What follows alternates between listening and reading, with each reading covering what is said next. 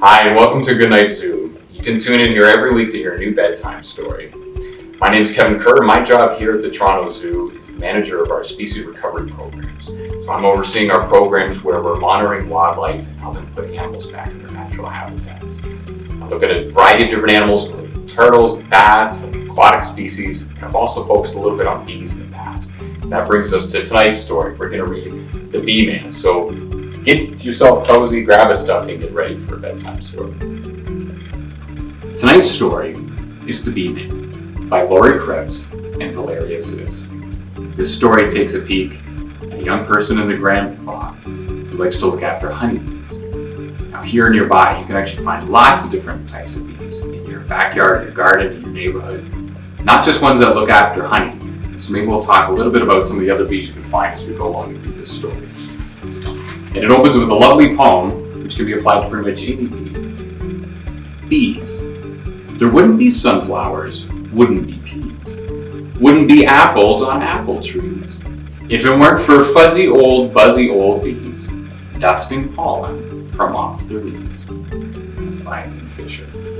So bees play a really important role in keeping our plants growing because they're important pollinators. They help plants grow. So again, this is the Beeman. Here is my grandpa, who's known in our town as the Beeman.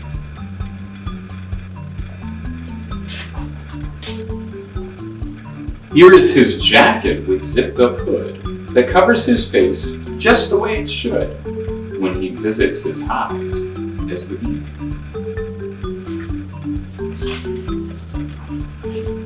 Here are his gloves made of cotton and leather, protecting his hands in all kinds of weather when he tends to his hives as the Beeman.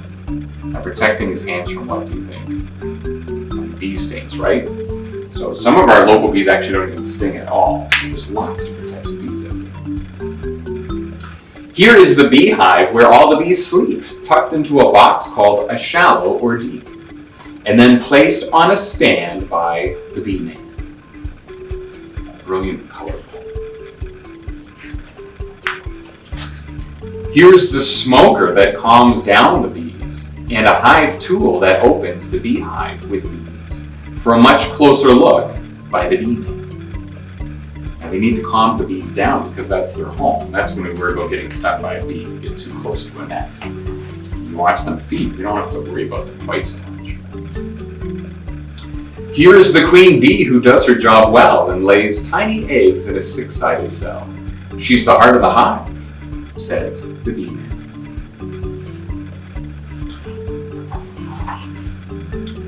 Here are the drone bees with big bulging eyes and a large appetite supporting their size. They mate with the queen, adds the Beeman.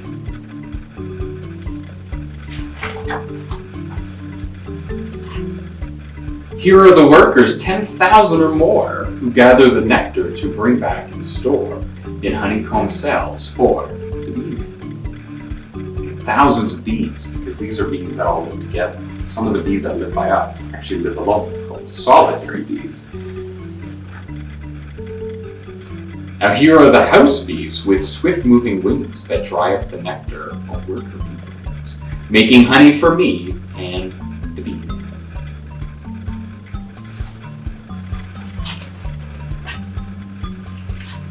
Here's the extractor. It's clickety-clack, removing the honey from frames on its rack and filling up jars for the Beeman.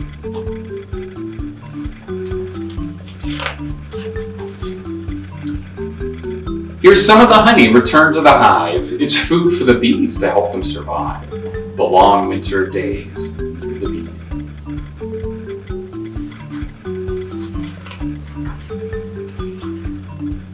Here are the bees protected from harm inside the hive, huddled snug and warm.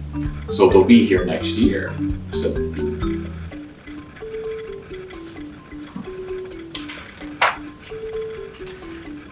Here's the wagon filled up to the brim with bottles of honey collected by him and brought to the house by the Beeman.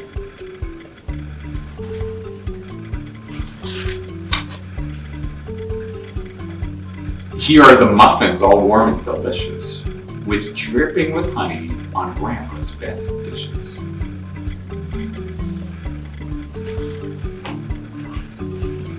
I'm glad that my grandpa's the Beeman.